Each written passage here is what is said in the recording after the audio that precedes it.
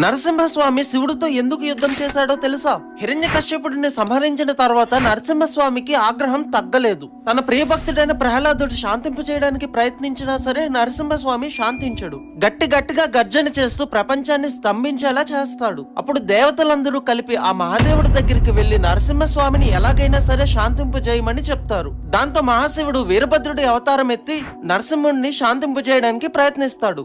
అది విఫలమవడంతో శివుడు అతి భయంకరమైన శరభావతారం ఎత్తుతాడు. శరభేశ్వరుడు సింహపు తలతో, గ్రద్ద రెక్కలతో, పదునైన గోర్లతో, పొడవాటి తోకతో ఉంటాడు. శరభ నరసింహుడితో పోరాడి ఓడిస్తుంది. అంత శక్తివంతమైన శరభ మరెవరో కాదు, ఆ పరమేశ్వరుడు అని గ్రహించిన నరసింహుడు శివుడిని శాంతించమని శివాష్టోత్తరం చదువుతుంది. దాంతో శరభేశ్వరుడు నరసింహుడిని తనలో ఐక్యం చేసుకుంటూ ఇలా చెప్తాడు: శివుడు మహావిష్ణువు పాలల్లో పాలలాగా నెయ్యిలో నెయ్యిలాగా ఎప్పుడూ కలిసే ఉంటారు అని. అందరూ చెప్పండి, జై నరసింహ స్వామికి.